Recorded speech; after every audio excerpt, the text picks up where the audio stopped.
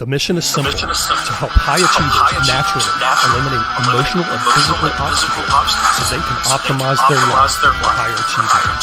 Welcome. You have just entered the Genesis Zone. Hello and welcome. This is Dr. Brian Brown here. Welcome to the Genesis Zone show. You're in for a big treat today. We're continuing our Wellness Warrior series, and today we're joined by Sapna Rad. Sapna is a certified conscious parenting coach and NLP practitioner who has studied under Dr. Shefali Sabri, author of The Conscious Parenting, or The Conscious Parent, and Dr. Joseph Bandler, co-creator of Neuro-Linguistic Programming. Conscious parenting is a powerful and rare blend of Western psychology and Eastern wisdom, and it lends itself to deep healing and awakening. Conscious parenting encourages the parent to look inward and heal through traumas and wounds so that they can feel free, so that they can free their children to become more expansive versions of themselves.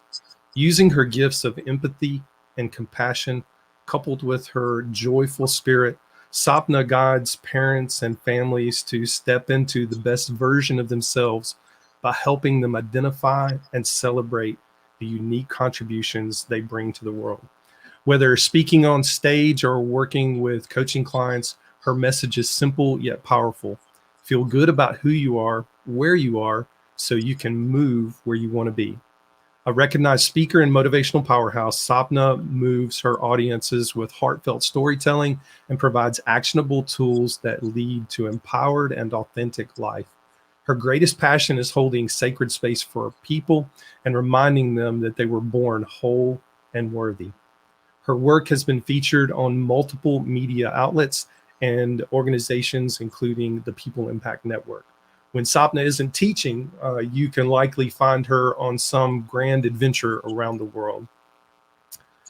All right, so in the servant leaders segments that we're in today, Sapna will be sharing her expert knowledge in the area of optimizing life, leadership, and relationships through deeper connection. Sapna was with us last month where she shared her personal story in great detail, and she also shared how she overcame many obstacles as a parent and how that led her to where she is today. She also shared some amazing insights about self-care that are worth reviewing. If you missed that first interview, I encourage you to look it up. It's titled A Journey to Self-Care. Now, I know some of you may be thinking, Dr. Brian, I don't have children. Should I listen to this interview? And the answer is a resounding yes. Sapna is an expert in conscious parenting. That is true. But I've brought Sapna on today because there are many principles of conscious parenting that can be applied to anyone from any walk of life. Trust me, you're not going to want to miss this, because Sapna's last interview, we barely scratched the surface of the depth of knowledge she has to share. So let's get started. Sapna, welcome. Thank you for joining us today. Thank you, Dr. Brown. It's so much fun and joy talking to you always. Yes. Awesome.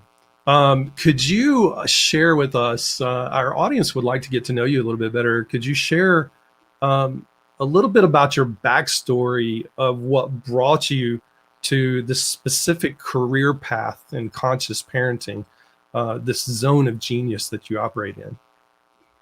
Well, started out with me not being able to connect. Is it echoing? Can you hear me all right? I can hear you fine. Okay. Good. It started with me not being able to connect to my parents. There was always a disconnection. Our conversation were mostly conflicts. We were trying to explain to each other. We were not hearing each other. We were trying to get our point across most of the time. This was me growing up. All through my childhood and teenage, I was a rebellious teenager. And then now I am married and I have a child. I don't know how to raise a child. I don't know anything about children. And I found myself being a crazy lunatic every time my baby was being a baby. throwing up, crying, and whining. I was becoming this raging monster. And afterwards, I used to feel guilty, and I had to figure out another way. There must be another way. That's when I went into this deep study, into this rabbit hole to figure all this thing out. That's how it started. So how did you figure out the path out? I was taught meditation early on, but I had stopped meditating over the years. But as I started reading books, most books were more on the child oriented. They asked me to focus on the child, which was not working out. But this concept about conscious parenting was very intriguing. It asked me to look inward. It was merging the Eastern mindfulness and the Western psychology, and it was telling me to go inward and asking me, why was I being triggered every time my child was just being a child, asking for milk or spilling milk or throwing up on his clothes? I was feeling like I'm not a good person, not a good mother, and something was wrong with me, which I would eventually end up yelling at him. I was not feeling good about that. I would feel guilty. He would cry. It was a whole mess. Yes, that's interesting. So, and thank you for sharing that. Since you became an expert in this field, can you share an interesting story or a humorous story about something that happened to you pertaining to this path that you were on? It was an epiphany, I would say. But I was potty training my son at that time, and he was having accidents.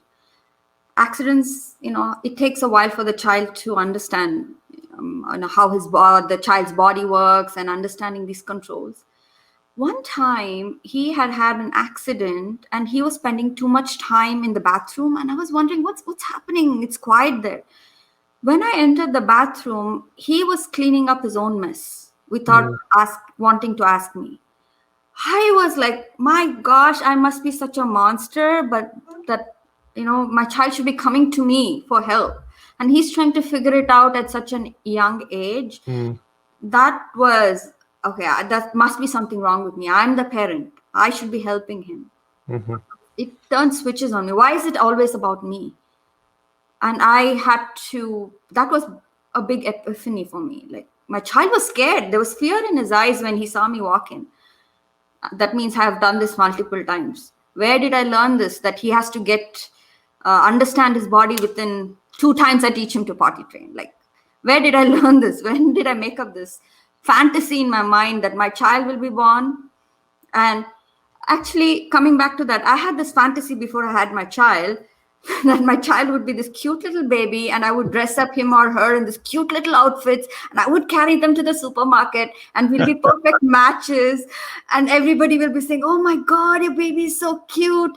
And I had this fantasy. Can you imagine? I thought this is what parenthood is, that he would be, or he or she would be my accessory, would match my outfit. This is what I thought. He broke all those. He shattered all those. He shattered all those rules. Yeah. I can imagine. That's awesome. That's a great story. Thank you for sharing. Was there a takeaway from that experience that that you'd like to share? I had to understand, or actually understand how to be okay with where he is. Instead of me yelling and screaming, what was this urge in me that wanted to yell? Why? Where did I get this expectation from? And why does it make me feel like a bad parent? Like, where did I learn this? That it has to be perfect. A child should be this, a child should be that. To fulfill my need, a child should be this or that, so I look like a good mother. So I look like a good parent, or I look like, a super mom. Where did I learn all this? And I'm using my child to fulfill that need so that my child makes me feel good. How superficial, how self-absorbed I was.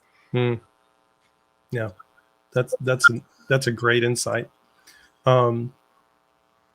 So in our servant leader segments, we focus on experts who serve their clients at the highest level, and Sapna works with parents who want more insight about themselves as parents and more insights on how to work with their children.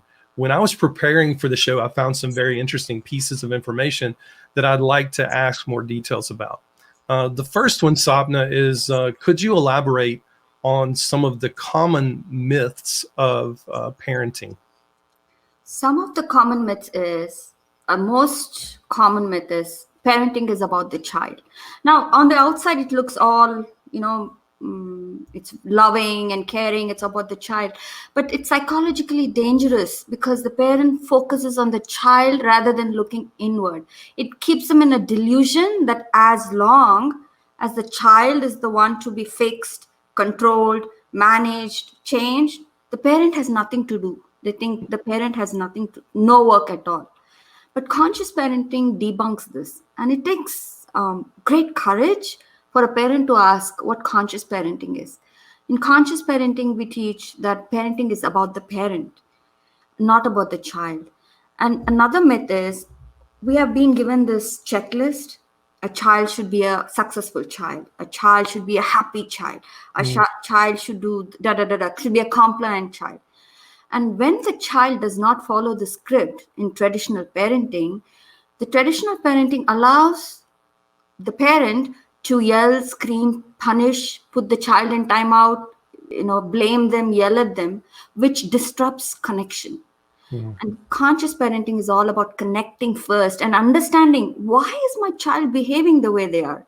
Nobody wants to behave badly. No, there is no good or bad child in conscious parenting. They have a need beneath that behavior. So in conscious parenting trains the parent to understand the need beneath the behavior, so the symptomatic behaviors vanish, they diminish. And you mentioned earlier that in conscious parenting, the problem is not the child or the behavior that's being displayed, but the parent needs to look inward. Explain a little bit more about that. Meaning, when a child is being a child, let's say, I have parents come to me. One parent biggest trigger is when the child spills milk. That is not a trigger to me. That does not affect me, let's say. But it's affecting the child or the parent. Why is it? The child is just learning skills, trying to hold a cup. They're learning. He's just being a child. But if it's triggering the parent, means there's a wound there. Why does that bother bother the parent? It's a simple thing. Like rain, we accept rain. But if it's bothering you, then something has been activated. A deep wound has been activated. You're not feeling good enough at that time, or some kind of a story you're believing at that time, or you've had a fantasy that the child is not meeting at that moment, and it's upsetting you. And there's a gap between the expectation and the reality, which you're not able to handle. And the parent's reaction to that is more of a warning sign that there's a hidden pain there in the parent that needs to be dealt with. Yes, and we parents, especially me initially, I was turning into this crazy person, and most parents yell or scream or I don't know what they do. And this tiny innocent child who's been on this earth for 3 years, 4 years, even 10 years, they're understanding their world. They're trying to figure out who mom is, what dad is, what my world is. Right. They're going to be scared they're going to make up meanings about what the world they live in. Is this a scary place? Am I okay? They're constantly asking this question. They're going to make meanings about their world. So we have to disrupt that. And if I'm hearing you correctly, the conscious parenting is more about their self-reflection of the parent, of them being conscious of what's going on in themselves. And once they're able to do that, they can then have empathy for their child when their child is quote unquote acting out, and that they can put that same thought process into what's going on with the child. Okay, this is what's happening, but what's underneath that's causing this to happen? Is that correct? Yeah, definitely. I did not grow up learning all this. I wish I had this. Like I've said this before, I was the most anxious person I knew who didn't know that I had anxiety. I didn't even know the word anxiety until I was in my 20s. And I thought something was wrong with me. So imagine if somebody had given me the verbiage, oh, you're having anxiety and it's normal, everybody goes through it. It would have eased up my life. So I give parents the language, what's happening within them, create an awareness within them. So they understand, oh, I'm getting triggered because something is awakened within me. They have much more leverage or what's the word? Control over their own emotions Mm, rather than mm, lashing out and projecting. They understand emotions and that it's not bad, it's there to give a message. They understand the message the emotion is giving. They're able to release whatever they're holding on to, their attachments. When they're able to do all this within themselves, mm, they can easily identify that in their child. Like if mm, I know what headache is, what it looks like, what it feels like, I can easily say, if my son is saying I'm having pain here, I can say, oh, it's a headache, it's normal, you're going to be fine, why don't you rest? Different from, oh, you're always being a troublesome, a troublemaker, mhm, you're always mhm. coming up with excuses, you're doing this on purpose, you see. Right, right.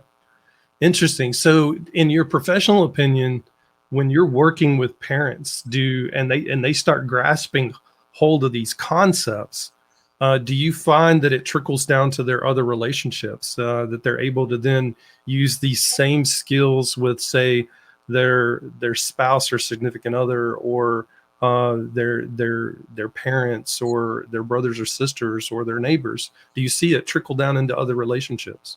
Most definitely, most definitely. Once they heal these parts, it's like a vibration, it just spreads around. You're not Mm, only healing yourself, your family, your neighbors, the planet even. That's how it spreads. But the thing is, nothing triggers us or nothing pushes our buttons like our kids do. They come with this invitation, you know. See, with our bosses, our neighbors, we somehow control or we move away. But with our children, we have this notion that they're ours. They start mirroring back ourselves. mm, mm. Somehow we try to fix them in the hope that we can fix ourselves. Nothing, Interesting. nothing is more powerful than our children. So we have to start looking within. That's how they bring this invitation, you know. Come on, look within, look within. Now, if a parent is courageous to take this invitation, my God, this is going to be their biggest journey they're going to take. Interesting. So that is a beautiful concept, that the child is really a mirror of that parent, and they're coming with an invitation, really and truly. I love the way you put that, where the child is saying, "Please look within yourself. Look within yourself." That's wonderful. I've always I've worked with kids on and off throughout my career, and I've always said that um, children are like thermometers for their environment. But the mirror analogy is so much better, because that is so true. I love that. Love it. Awesome. The next question I've got: what is the difference between conscious parenting and traditional parenting? I think you pretty much answered that, but I was just wondering if there was anything else that you wanted to add. In traditional parenting, we blindly follow the script the culture gives us. You Ah, know, the parent has to be in control, the child has to be managed, and it's the parent's job to raise a successful child. If mm, not, the child is a failure and the parent is the failure. These are the scripts we don't even look into. And now, when we follow the script strictly, that the child is new on this planet, they don't have the script yet. So they are going to be their authentic, true selves, which they are already whole. And they don't want to follow the script. I'm already whole. Why do I have to be somebody to be liked or be worthy? When they start questioning that, now the parent is like losing everything. Oh, this is the script that was given to me. You don't want to follow? Now, this, you know, everything comes out. Now they want to fix the child, break the child, contort them into this cage and mold them mm, and fix them, which the conscious parenting debunks. They say that we believe that the child comes in whole. They have a purpose. They're born with a purpose. Our job as parents is to become their co-creators, their teachers. We are mm, their teachers as much as they are our teachers. We both are in this journey together. And mm, we're just there. We we're just there as their guides to help them explore why they are born. So we are mm, on this two journeys side by side, mm. helping each other. That's awesome. That's beautiful. Um, you've coined the phrase connect over correct. Could you explain that phrase? No, that's not me. This is in the conscious parenting tradition itself. We use the phrase connect over correct, meaning we default into trying to fix the child's behavior. Oh, my child is crying in a supermarket. We try to fix the crying. We try to fix the meltdown rather than understanding, I wonder why my child is having this meltdown. Oh, maybe this big space feels scary for them. Maybe they feel like they're disappointed for not having something. Maybe they're feeling something. Rather than getting curious, go into fixing. We tell, don't scream, don't shout, or I'll give you something to cry about, and things like that, and go spiraling down. Just takes a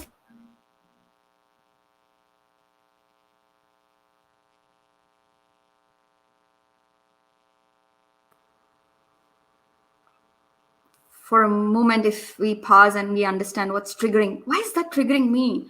Oh, I feel judged right now. I feel judged by other parents right now. That's the first place to go. Why do I feel? It's just my child is being my child. Once we handle our own anxieties and we calm ourselves down, now then we can go and talk to our child. Oh, I understand. I know you're feeling this way. You empathize with the child. That's awesome. That's great. When you and I talked in the past, when we were preparing for the show, you spoke about neuro-linguistic programming, your training there. For those in the listening audience who are not necessarily familiar with what the short phrase of that is NLP is, could you briefly explain what NLP is? NLP stands for neuro-linguistic programming. It's understanding of our neurology, and linguistic is all the meanings we make up in our minds, and programming is how we do it over and over again. We use all our senses to make our eyes, our nose, our smell, our sense of taste, our hearing, which creates our feelings, and we create a state, which in turns we end up behaving a certain way. Gives us an insight into our own minds and our own behaviors. Then we get to ask, is my behavior going closer to what I want or taking me away from what I want? We go to inspect, we understand ourselves. Okay. Elaborate on that a little bit more. We have to inspect, is it taking me closer to what I want or further away to than what I want? So it's again a study of successful behaviors. In NLP, they've taken the successful behaviors and they try to model the same behaviors to get the results quickly. Rather than going for years of training, we try to, like, for example, Dr. Bandler always says, students, small kids, when they have a learning disability, rather than labeling them as ADHD or disability in some sort, he takes kids who are able to spell, spelling bee champions and all of those kids. And he talks to them and he understands these kids make big pictures of those spellings. You see, we always use pictures in our minds, and they make big pictures. And he just took this whole model and thought a child who was supposed to be having a learning disability, he was able to spell faster now, in a higher grade level. It's just a technique or a strategy, successful study of successful strategy. Interesting. So you and I also spoke about mindfulness. For those who may not be aware of the term mindfulness, could you elaborate a bit more about what that means? Mindfulness is becoming aware of your own thoughts. See, people think they are their thoughts, whereas you are the witnesser of your thoughts. It's akin to knowing the difference between your skin and your clothes per se. But people confuse that to be one, which creates great anxiety. So even in mindfulness or NLP, they get to understand they're not their thoughts. This has been put into them, that we have been conditioned a certain way. So when mindfulness creates that separation between you and your thoughts, now you have the capacity to change. You have options. You have choices to choose your thoughts, to choose your behaviors, and feel the way you want to feel. You don't feel so victimized by the things and situations. So with conscious parenting, is it more focused on the mindfulness, or does it marry the mindfulness, the Eastern mindset with the Western psychology like NLP? Does it blend those together? Yes, they both blend. You need both pieces for Okay. everything. You need the mindfulness, meaning in the moment you need to realize, oh, something is activated in me in the moment. When you feel that urge to scream at your child, I give this example to the parents. When you feel like throwing up, do you throw up on your child or do you go and throw up in the restroom? You have that awareness, right? Something is coming up, boiling up. It's the same thing when you feel like screaming or yelling, that it builds that muscle, that awareness muscle. You feel, oh, I feel like I'm going to scream right now. Builds that muscle through mindfulness and through the psychology piece in conscious parenting or NLP. Now you understand, oh, I've been triggered. Looks like there's something in me that's bothering, that's not healed. Let me get curious about this. Why do I feel like screaming? I feel like a bad person right now. Why? I was told by my teacher, my parent, or my neighbor, if you do this, you would be a bad child, meaning I'm not good enough. You see, there's a need. So you fill your own need. Imagine how powerful you are when you do this. Now you're available to your coworkers, to your spouse, to your children, to your neighbors, to the planet. You're available. You're not walking around with that begging bowl, wishing somebody will fill your need. Now you are your own. So mindfulness sounds like, you make it sound so easy.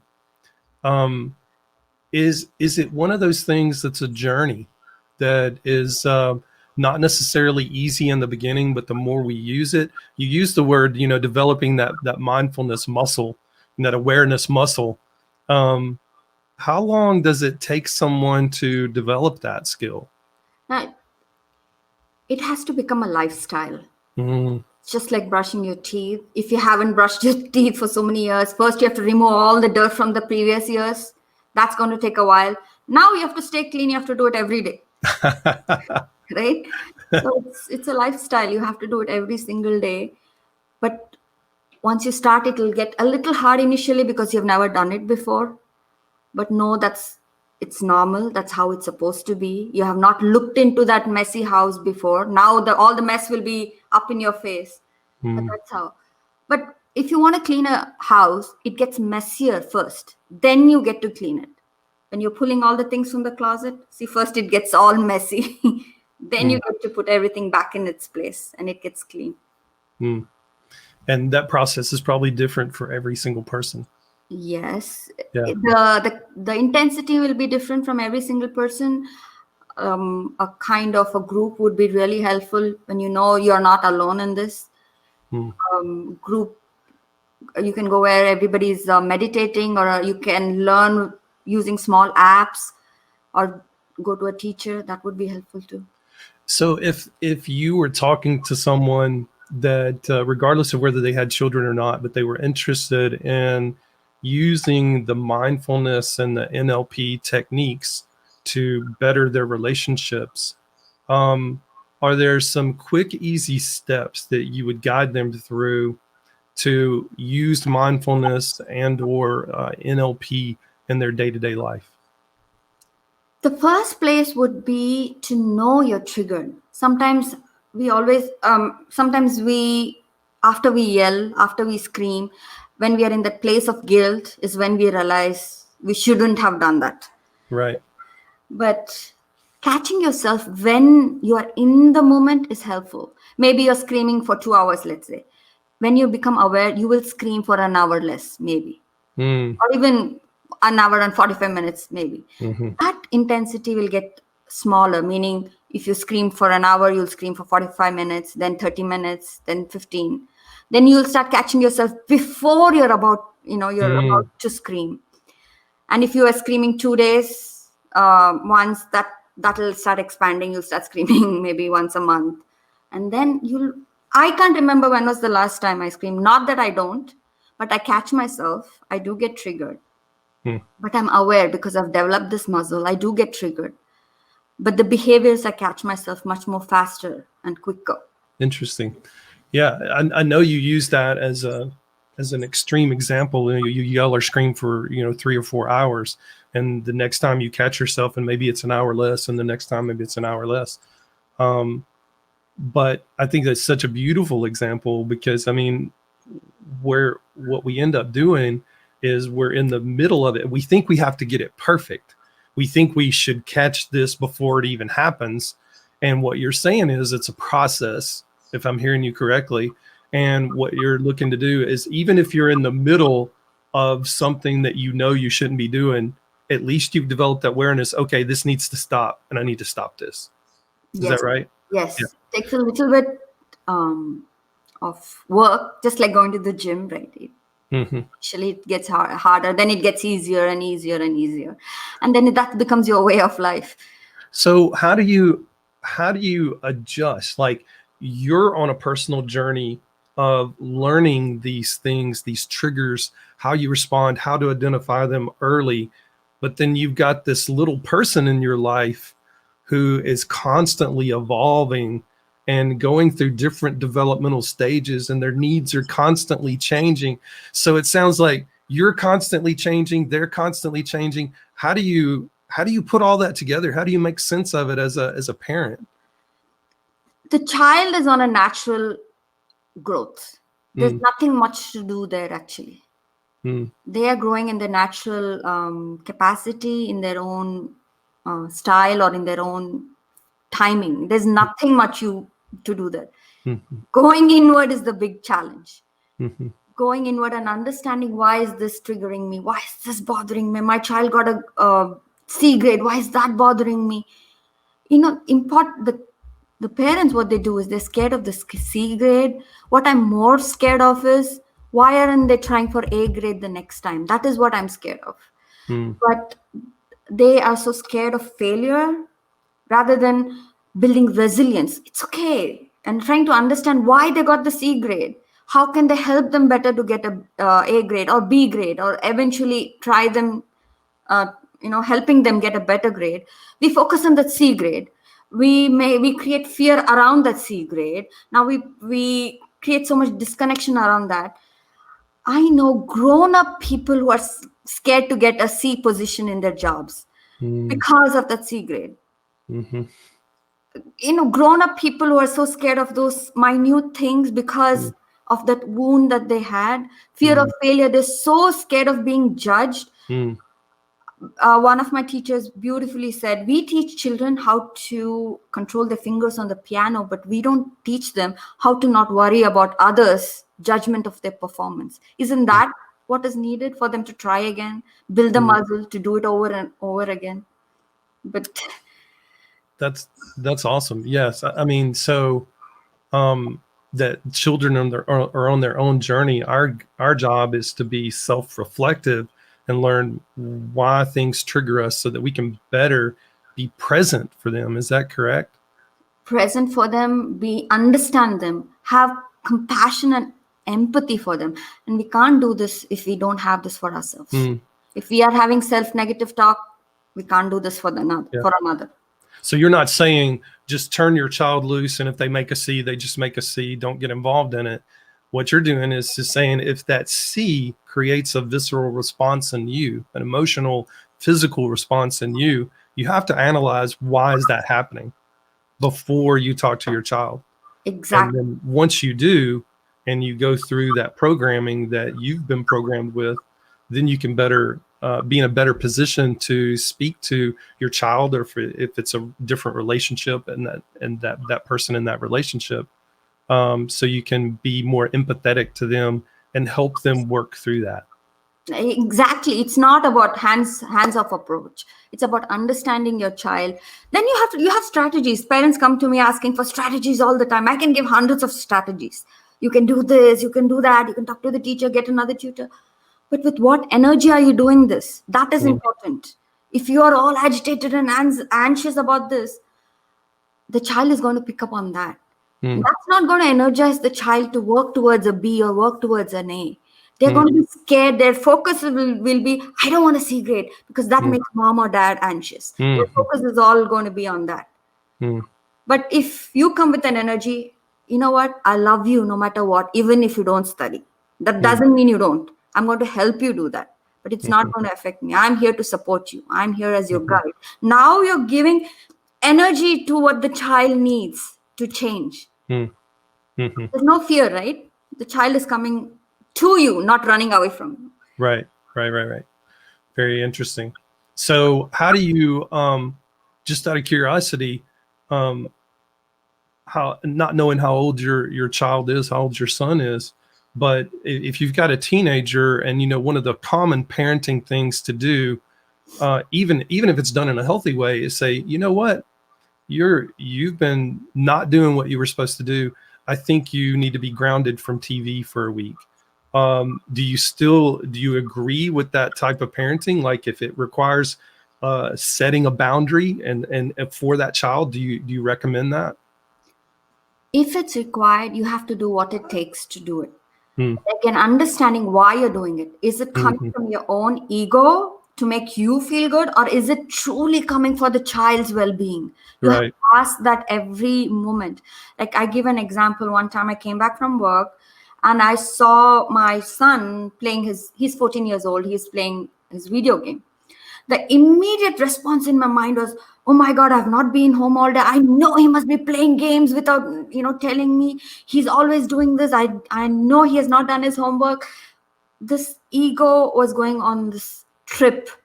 And now because of this practice, which I've been doing, I paused outside the door, listened to the self-talk and dropped that ego metaphorically and literally I dropped it. When I entered the room where my son was, my energy was clean. And I asked him, what's going on? How long have you been playing? He said, he's been playing in the whatever the time that was given to him, 2 hours. He said, I am finishing up a game. It will be done in 5 minutes.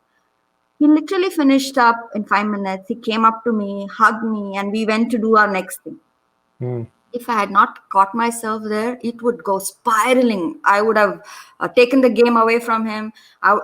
Taking away the game is not the wrong thing. I would have screamed, yelled, blamed him, called him the bad child, the ungrateful child, and called him selfish, and I don't know what not would come out of my mouth, and it would go into some other place. It would have totally changed the dynamics of your relationships. Yeah. Instead, I love what you said. You checked ego at the door, metaphorically and literally. You're like, okay, I got to put ego aside and I'm going to walk in here with an open perspective. Yeah. That's so hard to do in relationships, especially intimate relationships, don't you think? Again, it's the same thing. Why is this person triggering you? What is arising within me, which is making me yell? Any relationship, it's giving you that invitation. It's much more easier to do with our bosses where we are not so entangled because you can just leave the space. But it's harder to do with our intimate relationship because it's there for you to grow. That's why it's there. Yeah. That's awesome.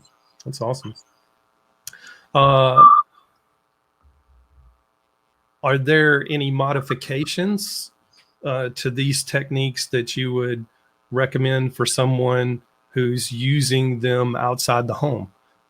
Such as you mentioned a boss. It's easier to do with your boss. But would you modify those techniques, or did the techniques stay the same no matter what? The techniques are the same. If there's a wrangling within you, it could be a boss too, It doesn't. But we are much more in control of what we say to our boss than what we say to our children or spouses. But the technique is same. Something is arising within you. When your boss said your project was not as good as he would like it to be, you need to pause. What is arising within me? Do I feel like I didn't do a good job? Do I feel like maybe I should do better? Am I going into self-loathing? Catch myself there. What meaning am I giving? What am I feeling? Do I feel rejected? Do I feel like I have to impress my boss? What's happening within me? Catch yourself. Give it a different meaning. Is it that I'm not good enough, or I have to try better next time? You see, you have a choice. Right. We go into a default mode, but you have a choice in every moment. Right. and you have that, and then you decide what to do with that.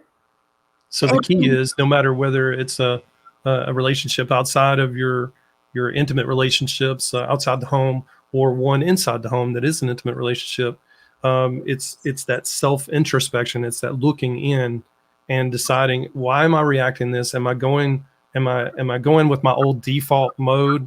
And if so, how can I change that? Is there a different way I can look at this? Yeah, we always have a choice. Okay, cool. That's very helpful. Thank you for sharing those valuable insights. I think everybody in the listening audience will find them very helpful. I want to switch gears and talk about impact. In your professional opinion, what kind of positive impact would you say using these insights has had in your life? It's given me freedom of choice. From every moment to moment, I'm free to choose to self-loathe or pick up whatever I left off and move forward. It's given me so much freedom. I feel free. Because I feel free, I feel joy, I feel gratitude. And because I feel all this, now I have more to give others.